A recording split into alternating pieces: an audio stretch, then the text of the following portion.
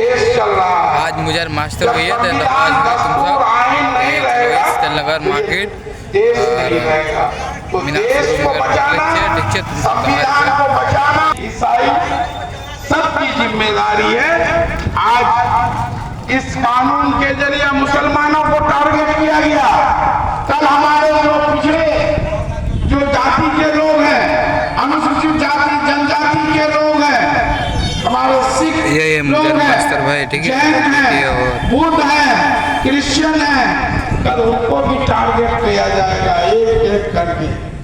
उनकी मंशा है कि वक्त की जो जमीन जो हजारों साल पहले हमारे पुरखों ने अल्लाह के नाम पर वक्फ कर दिया, आज जो है ये कानून बनाकर 1000 साल पहले जो जमीन जायदाद वक्फ कर दिया, उस वक्त कोई रजिस्ट्री ऑफिस नहीं था, कोई लिखा पढ़ी का जमाना नहीं था कि कोई लिख करके रजिस्ट्री करके दिया। मुंह से बोल दिए कि ये भैया मस्जिद को दिए, ये कब्रिस्तान को दिए, ये ईदगाह को दिए, ये खानका को दिए। हजारों साल 500 साल से इस्तेमाल हो रहा है। आज कानून बना के ये कह रहा है कि उसका दस्तावेज रजिस्टर्ड डॉक्यूमेंट जो अपलोड करेगा वही वक्फ की संपत्ति रहेगी, जिसे हम वक्फ बाय यूजर्स करते हैं। तो ऐसे 4,20,000 संपत्तियां हैं, जिसमें दिल्ली की जामे मस्जिद भी आ जाएगा, आगरे का ताजमहल भी आ जाएगा, लाल किला भी आ जाएगा, कुतुब मीनार भी आ जाएगा, मस्जिदें होंगी, कब्रिस्तानें होंगी, खानकाएं होंगी।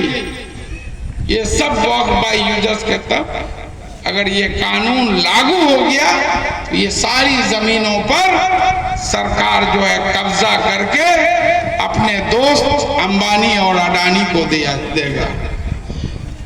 आपके किशनगंज जिले में 839 कब्रिस्तान सरकार के यहाँ दर्ज है।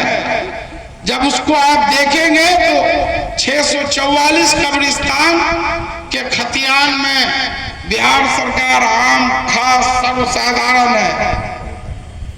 सिर्फ 195 कब्रिस्तान में के खतियान में कब्रिस्तान दर्ज है।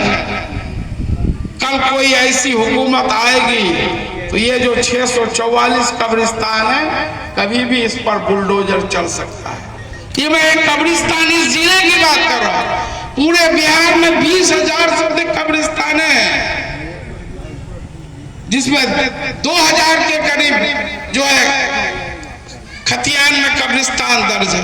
बाकी को तो सरकार उसी नीयत के तहत ये कानून लाया है कि देश में हमेशा दो समुदाय के बीच झगड़ा पैदा करते रहना है, ताकि लोग ये सवाल नहीं करें कि नौजवान की हमको नौकरी नहीं मिला, काला धन का वादा किया था, काला धन वापस नहीं आया, किसानों की आमदनी दोगुनी करने का वादा किया था, नहीं आया, नहीं आमदनी दुगुनी हुई। 2022 तक कहा था कि हर गरीब के सर पर प्रधानमंत्री आवास के तहत पक्का मकान हुआ।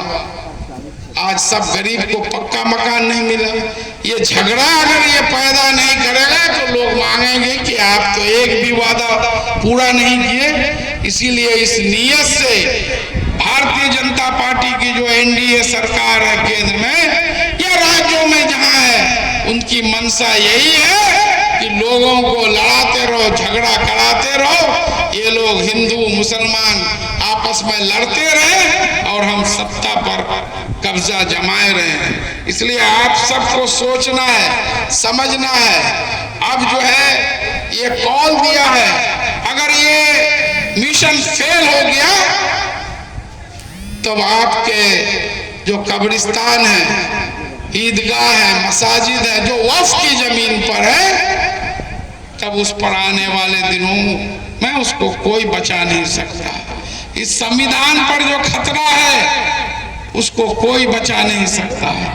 तो इन सब को संविधान के साथ साथ शरीयत को बचाने के लिए हम सबको ये याद करना है, नौजवान है, बूढ़े हैं, बुजुर्ग हैं, मजदूर हैं, किसान हैं, कि हमको पटना गांधी मैदान चलना है।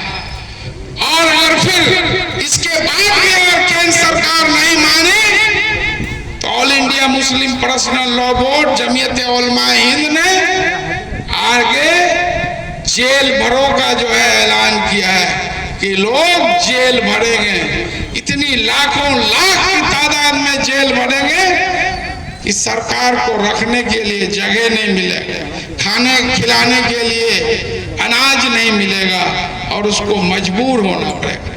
ये हमारा राइट है, ये हमारा अधिकार है, ये हमें गांधी जी जो हमारे राष्ट्रपिता हैं उन्होंने ये हथियार दिया है कि आप कोई भी सरकार गैर संवैधानिक काम करता है तो आप प्रजातांत्रिक तरीके से विरोध करके उसके खिलाफ आवाज बुलंद कर सकते हैं और उस कानून को वापस कर सकते हैं। इसलिए ये मैं आप सभी लोगों से गुजारिश कर रहा हूँ, अपील कर रहा हूँ, ये आज का इस प्रोग्राम के लिए वक्त बचाओ, दस्तूर बचाओ, संविधान बचाओ का ये आखिरी सभा है।